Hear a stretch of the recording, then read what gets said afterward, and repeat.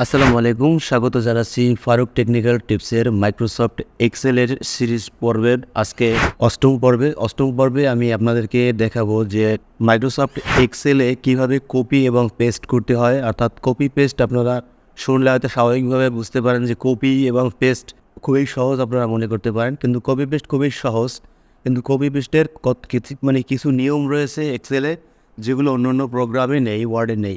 Copy পেস্টের অনেকগুলো কাজ রয়েছে যেগুলো জানলে আপনারা খুব দ্রুততার সাথে আপনাদের এক্সেলের ফাইল বা যেই কাজগুলো করেছেন সেই কাজগুলো অন্য এক জায়গায় আপনি একবারে ফর্মুলা, এই যে বর্ডার, লাইন, কালার, এগুলো সহ আরেক জায়গায় নিয়ে যেতে পারবেন। তারপরে আমি আজকে দেখাবো আপনাদেরকে যে গ্রিড লাইন আপনার কালার কীভাবে করবেন। যেমন এই যে আমরা টেবিলটা ক্রিয়েট করেছি, এই টেবিলটা কীভাবে আপনারা কালার করবেন, লাইনগুলো কীভাবে কালার করবেন। লাইনগুলো আপনারা যদি বাঁকাবাকি যে আড়াআড়ি যদি প্রয়োজন হয় এই কোণা থেকে এই কোণা, এইভাবে কীভাবে আপনারা লাইনগুলো দিবেন সেগুলো আমরা আজকে দেখাবো। এবং আরও দেখাবো যে আপনারা কীভাবে ফাইল সেভ করবেন।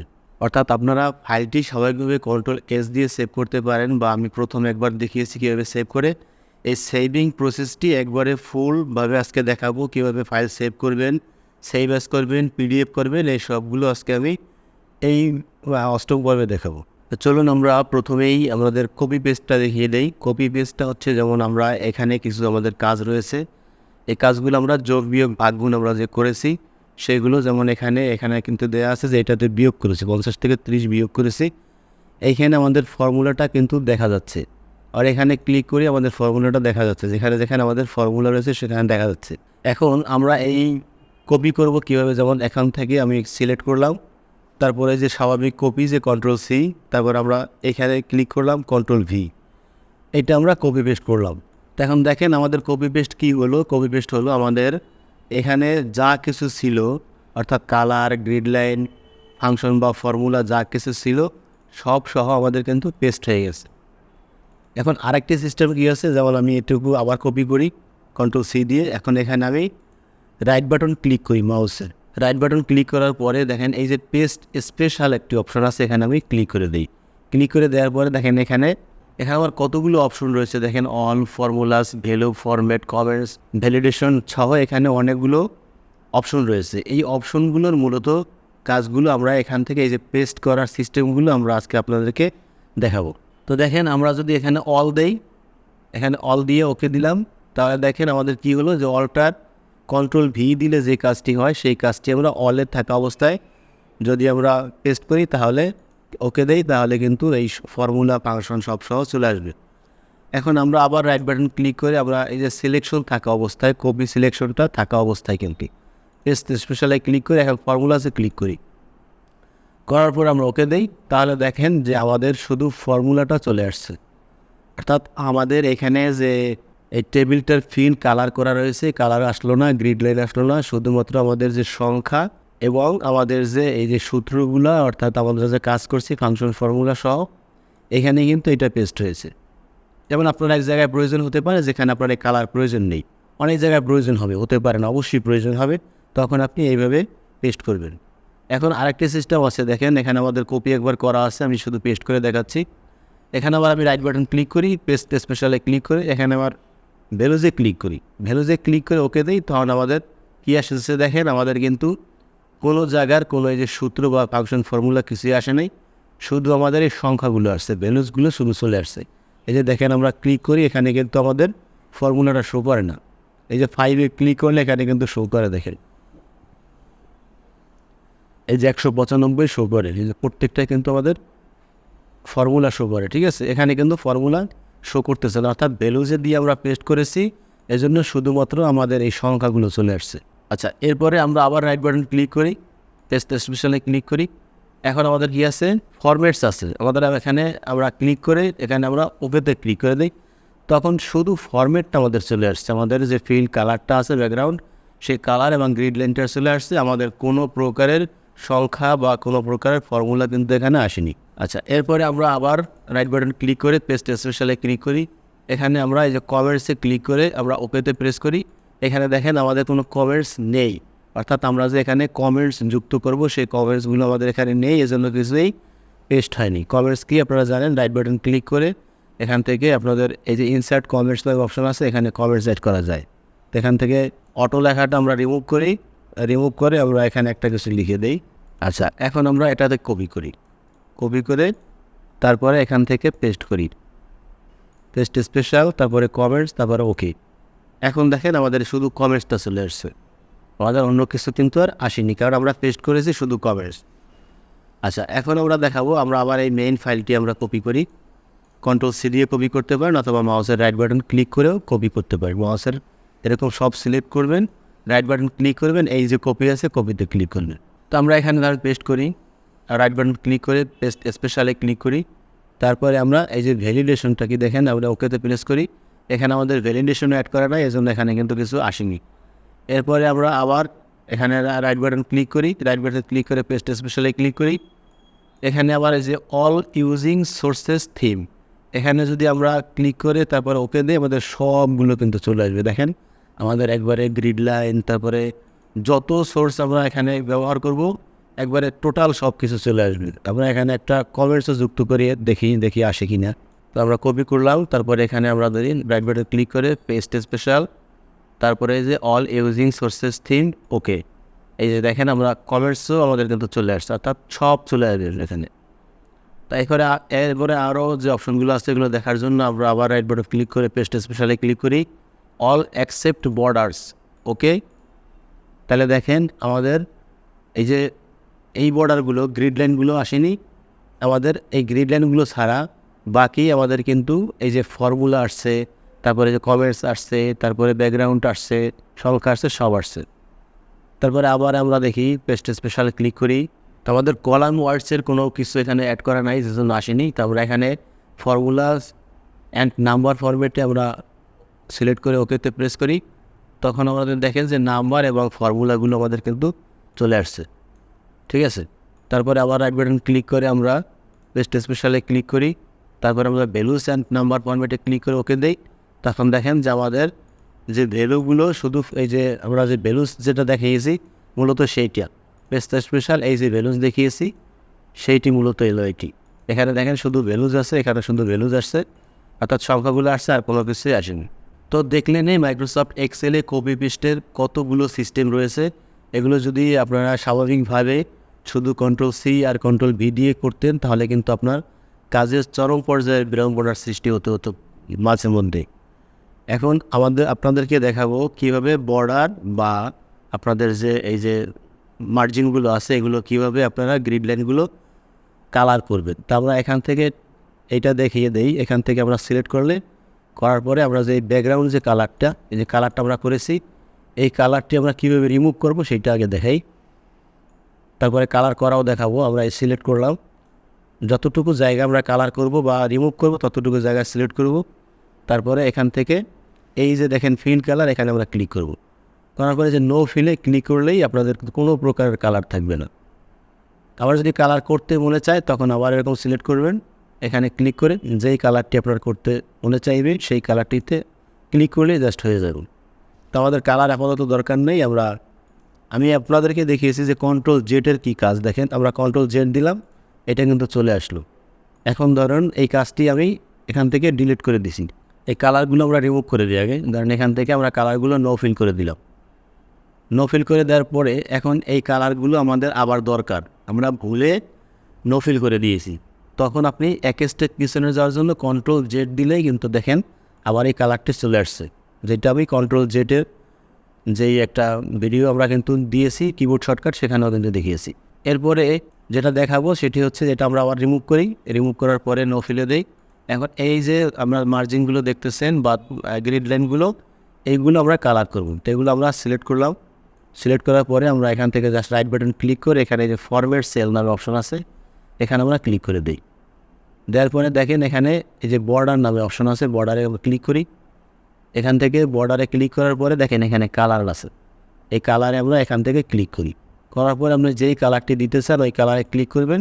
ক্লিক করার পরে এরপরে আপনি এই বর্ডারগুলো আবার এরকম ক্লিক করে দিয়ে দিতে হবে, ঠিক আছে। এরকম ক্লিক করে দিন, এই যে বর্ডার উপরে ক্লিক করলে জাস্ট হয়ে যাবে। এই যে এখানে ক্লিক করলাম, এখানে করলাম, অর্থাৎ এই বর্ডারের সোজা এক জায়গায় ক্লিক করলেই হয়ে যাবে। করার পরে আমরা এখান থেকে ওকেতে প্রেস করে দিই, তাহলে দেখেন আমাদের সবগুলো কিন্তু লাল হয়ে গেছে, অর্থাৎ কালার হয়ে গেছে। তো এইভাবে আপনি এই বর্ডারটি মোটা চেক অনেক কিছু করতে পারবেন। আবার ফরম্যাট সেলে আমরা চলে যাই। যাওয়ার পরে এখান থেকে আমরা দেখবেন এই যে আউটলাইন এবং ইনসাইড যদি দেই তাহলেও কিন্তু এই সবগুলো, যেমন আমি নাম দিয়ে দেই, নাম দিলে সবগুলো উঠে গেছে আবার। এই যে আমি ওকে দেই, দেখেন একটাও কিছু নাই। তারপরে আবার সিলেক্ট করলাম, করার পরেই আমি আবার এখান থেকে ফরম্যাট সেলে ক্লিক করলাম। এখন দেখেন এখানে এই যে আউটলাইন এবং ইনসাইড যদি দেই তাহলে সব জায়গায় আমাদের হয়ে গেল। তারপর কালার করতে চাইলে আমরা কালারে একটা কালার দিয়ে দিই, দিয়ে আবার আমাদের কিন্তু এই যে আউটলাইন এবং ইনসাইড দিয়ে দিতে হবে। আপনি যদি চান যে আমি মাঝখানের একটা এই যে রোর যে এই যে রোগুলো আছে, এই রোগুলো আমি কালার করব না, আমি শুধু কলাম এরকম এরকম করে করবো আর চারপাশ করব। তখন আপনি এই রোটার কালারটা উঠিয়ে দেওয়ার জন্য আপনি এখান থেকে আবার এই যে এই ব্ল্যাক দিয়ে দিতে পারেন, দিয়ে এখানে এই যে একটাই ক্লিক করে দিলেন, এরপরে ওকেতে প্রেস করেন, তাহলে দেখেন যে আমার রোর কালারগুলো ব্ল্যাক রয়ে গেল আর বাকিগুলো সব রেড হয়ে গেল। এরপরে আমরা আরেকটি দেখাই, আপনি রাইট বাটন ক্লিক করে আবার ফরম্যাট সেলে চলে যান। যাওয়ার পরে এখানে দেখেন এই যে বর্ডারের অনেকগুলো স্টাইল আছে, তো আপনার এখান থেকে আমরা এই স্টাইলটি মূলত ব্যবহার করেছি। এখন আমরা চারপাশে ডাবল মার্জিন ব্যবহার করব, তখন এখানে এটা ক্লিক করবেন, তারপরে এই যে উপরে বামে নিচে ডানে এরকম ক্লিক করে দিলাম, দেওয়ার পরে ওকেতে প্রেস করে দিলাম, তখন দেখেন চারপাশে আমাদের ডাবল মার্জিন হয়ে গেল। আমি আবার দেখাই অন্য আরেকটা, সেটি হচ্ছে আবার ফরম্যাট সেলে যাই, যাওয়ার পরে এখানে বর্ডারে ক্লিক থাকতে হবে। তারপরে আমরা দেখেন এখন আমরা এই যে রোয়ের যে এইগুলো দাগগুলো, এগুলো আমরা এই যে ব্ল্যাক তো রয়েছে, কিন্তু এই ডিজাইনগুলো একটু ভিন্ন করব। এই ডিজাইনগুলো ধরেন আমরা এই যে চ্যাপটা মোটা এটা করব, তো এটাতে আমরা ক্লিক করে দিলাম, দেওয়ার পরে এখান থেকে ওকেতে প্রেস করে দিব। এই যে চ্যাপটা এটা ক্লিক করার পরে এইখানে আবার ক্লিক করে দিতে হবে, অন্যথায় কিন্তু হবে না। এখানে ক্লিক করে দিবেন, তারপর ওকেতে প্রেস করবেন, কারণ দেখেন আমাদের এই যে রোয়ের যে দাগগুলো সবগুলো কিন্তু মোটা হয়ে গেছে। তো এইভাবে করে আপনাদের পছন্দ অনুযায়ী আপনি এই গ্রিড লাইনগুলো বা মার্জিনগুলো ইউজ করবেন, দাগগুলো। এখানে আমরা যদি আবার এই কলামেরটা আমরা ভিন্ন আরেকটা দেই, যেমন এইটা দিলাম আমরা কলামে, এটাতে ক্লিক করলাম, আবার এখানে ক্লিক করে দিলাম, ওকে দিলাম, তখন দেখেন কলামের এই দাগগুলোর ডিজাইনগুলো এরকম হয়ে গেছে। এখন আপনার যদি প্রয়োজন হয় আপনি এই যে কোণাকুনি, অর্থাৎ এই কোণা থেকে এই কোণা এরকম করে দাগ দিবেন, তখন আবার যেইটাই দিবেন ততটুকু এরকম সিলেক্ট করবেন, রাইট বাটন ক্লিক করে ফরম্যাট সেল, এখান থেকে এখন দেখেন এই যে টেক্সটটা আছে টেক্সটের উপরে আমরা ক্লিক করে দেব। এই যে দেখেন এটা ডাবল ক্লিক যদি আপনি করেন তাহলে কিন্তু লেখাগুলো এই যে মার্জিনগুলো আবার উঠে যাবে, এই যে দেখেন আবার উঠে যাচ্ছে।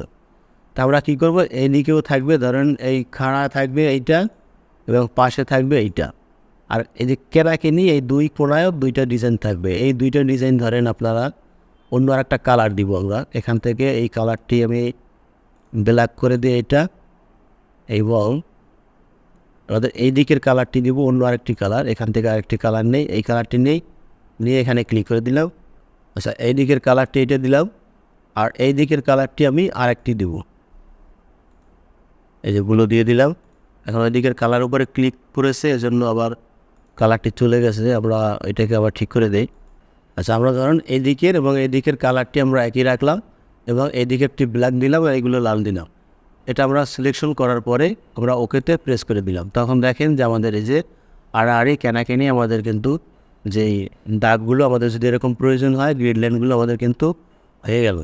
এইভাবে আপনারা কিন্তু আপনাদের ইচ্ছে মতো আপনারা যেইখানে প্রয়োজন মনে করেন ওইখানে এইভাবে ক্লিক করবেন, উঠে যাবে, আবার ক্লিক করবেন, কালার করবেন, কালার করে আবার ক্লিক করে দিবেন, তখন কিন্তু আবার হয়ে যাবে। তো এইভাবে মূলত আপনারা এই কালারগুলো করবেন। এখান থেকে আপনি দেখেন এই যে আমরা এই ভিতরে ক্লিক করলে অনেক সময় আরেক জায়গায় ক্লিক করে এইগুলো দেখছেন যে আপনারা উঠে গেছে, এই জন্য এই কোণায় আপনি ক্লিক করে দিতে পারেন। যে দেখেন কোণা আমি ক্লিক করে দিলাম, আবার এই কালারটি সিলেক্ট করে এই কোণায় ক্লিক করে দিলাম, অর্থাৎ এই কোণা এবং এই কোণা কালার একই দিতে হবে। তারপরে আমরা ধরুন এখানে আরেকটি কালার দিয়ে আমরা এইখানে ক্লিক করে দিলেই এইটা হয়ে যাবে, আবার এইটা দিতে হলে এইখানে দিলেই হবে। দেখেন এই যে এইটা দিলাম, এখানে দিলে হলো। তো এখন আমরা ওকেতে প্রেস করে দিই, এই দেখেন আমাদের ডিজাইনটি আবার চেঞ্জ হয়ে গেল। তো মূলত আপনাদের এই যে গ্রিড লাইন এবং ফিল কালার করার সিস্টেমগুলো হচ্ছে এরকম। এরপরে আপনি ধরেন আমাদের আজকের কাজ সম্পূর্ণ শেষ, এখন আমরা ফাইলটি সেভ করব, অর্থাৎ সেভ করে আমাদের ডকুমেন্টসটা সেভে রেখেই তো আমাদের বের হয়ে যেতে হবে। এজন্য আমরা এখান থেকে ফাইলে ক্লিক করব, তারপর নিয়ে বসে সেভ অ্যাজে আপনারা ক্লিক করবেন। সবসময় সেভ অ্যাজে ক্লিক করলে আপনার সমস্যা সুবিধা হলো আপনি যে ফাইলটিতে কাজ করেছেন ওই ফাইলটিতে আগে যা কিছু ছিল সব কিছু ঠিক থাকবে এবং এখন যেটা সেভ করবেন সেটাও আলাদা সেভ হয়ে যাবে। যেমন এখানে আমি এক্সেল ট্রেনিং নামে যে ফাইলটি ছিল সেই ফাইলটিতে আমি কাজ করেছি। এখন ট্রেনিংয়ে প্রথম যা ছিল আপনারা দেখেছেন। এখন আমি সেভ অ্যাজ এ ক্লিক করব, করে এখানে সেভ অ্যাজ এ ক্লিক করার পরে এই যে ব্রাউজে ক্লিক করতে হবে। ব্রাউজে ক্লিক করার পরে আমাদের দেখাবে যে এখানে আমরা ড্রাইভে সেভ করতে বলতেছে, যেহেতু ড্রাইভে আমাদের ফাইলটি ছিল। এখন আমরা যদি সেভটি অন্য কোনো ড্রাইভে করতে চাই, যেমন আমি যদি ডেস্কটপে করতে চাই, যে ডেস্কটপ, তাহলে ক্লিক করে দিবেন। আপনি যদি অন্য কোনো ড্রাইভে করতে চান তখন সেই ড্রাইভ ক্লিক করবেন। এরপরে যে আপনি যেমন এর মধ্যে আরও ফোল্ডারের মধ্যে যদি করতে চান সেই ফোল্ডারে আবার ডাবল ক্লিক করবেন। করার পরে এখানে আপনি ফাইল নেম দিয়ে সেভ ক্লিক করে দিবেন। এখন আমরা ডেস্কটপে সেভ করব আপনাদের দেখানোর সুবিধার্থে। তা ডেস্কটপে এক্সেল ফাইল রয়েছে শুধুমাত্র আমাদের একটা। তো এখন আমরা এই ফাইলটিও সেভ করব। তো এক্সেল ট্রেনিং নামে আমাদের ফাইলটি যে রয়েছে এই ফাইলটি আমাদের নাম এটাই আমরা দিতে পারি, অথবা ট্রেনিং আমরা একটু টেস্ট নামে একটা দিয়ে দিতে পারি, দিয়ে এবারে সেভে ক্লিক করে দিই। এখন আমরা এখান থেকে কেটে দিই। এখন দেখেন এই যে এক্সেল ট্রেনিং টেস্ট, এখন আমরা ডাবল ক্লিক করি। ডাবল ক্লিক করলে দেখেন আমাদের এটা কিন্তু ওপেন হয়ে গিয়েছে, যে আমাদের এইমাত্র কাজ যেগুলো করেছি। এখন আরেকটি সিস্টেম কি, আপনারা এই লেখাটা পিডিএফ করার প্রয়োজন হতে পারে। কারণ পিডিএফ কীভাবে করবেন, পিডিএফ করতে হলে আবার এই ফাইলে যাবেন, যাওয়ার পরে সেভ অ্যাজে ক্লিক করবেন, ব্রাউজে ক্লিক করবেন। এরপরে জাস্ট এখানে সব কিছু ঠিক থাকবে। এই যে সেভ অ্যাজ স্টাইল, এখান থেকে আপনি এখানে ক্লিক করে দিলেন যে কোনো এক জায়গায়। করার পরে এখানে দেখেন অনেকগুলো সিস্টেম আছে, এই প্রত্যেকটি ফাইলে আপনি কিন্তু সেভ করতে পারেন। তো আমরা করব পিডিএফ ফাইল সেভ। এই জন্য এখান থেকে পিডিএফটা কোথায় লেখা খুঁজে বের করবেন। এখানে দেখেন এই যে নিচে পিডিএফ লেখা, পিডিএফ। এখানে আমি যদি ক্লিক করে দেই, এই যে পিডিএফ এখানে শো করলো। এখন আমি যদি সেভে ক্লিক করে দেই, সেভ, তো দেখেন আমাদের পিডিএফ ফাইলটি কিন্তু ওপেন হয়ে গেছে। এই যে দেখেন আমরা বড় করে দেখাই, এই যে আমাদের পিডিএফ। তা আমার মনে হয় যে আপনারা পিডিএফ সেভ করতে পারবেন, আপনারা বিষয়টি সম্পূর্ণ ক্লিয়ার। পিডিএফ করে এক জায়গায় আপনি মেল করলে আপনার কোনো ফন্ট ভাঙবে না এবং কোনো কিছুই আপনার এলোমেলো হবে না, সব কিছু একবারে যেভাবে ছবির মতো করে চলে যাবে। তো এখন দেখাই আমরা যেই সেভ অ্যাজ করার সুবিধা, যে আমাদের আগের যে এক্সেল ট্রেনিং যে ফাইলটি ছিল সেই ফাইলটিতে আগেরগুলো সব আছে কিনা। তো আমরা এখানে কেটে দিই, কেটে দিয়ে এক্সেল ট্রেনিংটা আমাদের এখানে সার্চে নিয়ে গিয়ে যাই। এই যে এক্সেল ওপেন করি, তারপর এই যে দেখেন এক্সেল ট্রেনিং, লাস্টে করেছি এক্সেল ট্রেনিং টেস্ট। এখন এই যে এক্সেল ট্রেনিং আমরা ক্লিক করি, তখন দেখেন এই যে শুধু এতটুকু ছিল, এই এতটুকুই কিন্তু রয়ে গেল। অর্থাৎ আগের ফাইলটি আমাদের হুবহু থেকে যাবে এবং নতুন যে কাজগুলো করেছি ওইগুলো আবার নতুন করে সেইভাবে এই সেভ অ্যাজের হলো এই সুবিধা। তো আজকে এই যে এক্সেল 8 পর্বে এ পর্যন্তই থাকবে। সকলে ভালো থাকবেন এবং পরবর্তী যে এক্সেল 9 পর্ব সেটি দেখার আমন্ত্রণ জানিয়ে আজকে শেষ করছি। আল্লাহ হাফেজ। যারা ভিডিওটিতে একটি লাইক দেননি, চ্যানেলটিতে সাবস্ক্রাইব করেননি, অনুগ্রহ করে চ্যানেলটি সাবস্ক্রাইব করে দেবেন। আর যারা ইতিমধ্যে সাবস্ক্রাইব করেছেন তাদেরকে আন্তরিক ধন্যবাদ জানাচ্ছি। সকলে ভালো থাকবেন। আল্লাহ হাফেজ। আসসালামু আলাইকুম।